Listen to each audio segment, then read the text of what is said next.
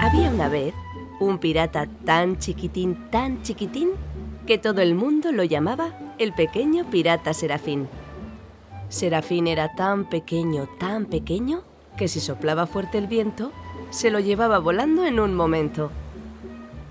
Le había ocurrido desde que era niño, por eso el pequeño pirata Serafín siempre llevaba una espada muy pesada al cinturón, un catalejo de hierro colgado al cuello y un par de piedras en los bolsillos.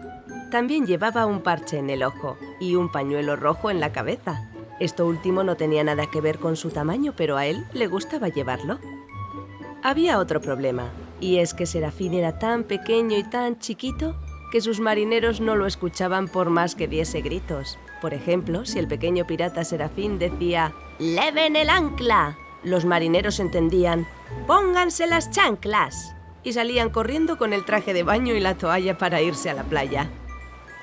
Si acaso el pequeño pirata Serafín decía «¡Icen las velas!», los marineros entendían «¡Soplen las velas!» y se ponían a sacar velas, a cantar el cumpleaños feliz y a soplarlas como si hubiera un pastel de cumpleaños. Si el pequeño pirata Serafín gritaba «¡A los cañones!», ellos entendían «¡A los jamones!» y corrían a la cocina a hartarse de comer jamón del rico. Además, el pequeño pirata Serafín estaba cansado de estar siempre atento, siempre pendiente de que no lo pisaran e hicieran tortilla de pirata de repente. De modo que se inventó una coplilla que repetía siempre que necesitaba. «Cuidado, cuidadín, que aquí está el pequeño pirata Serafín».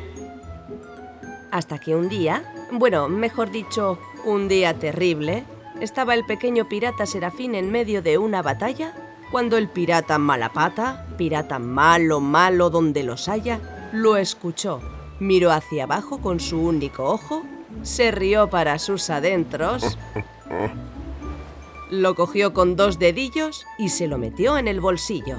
Se lo llevó a su barco y lo echó a la bodega, de donde el pequeño pirata Serafín no podría escapar.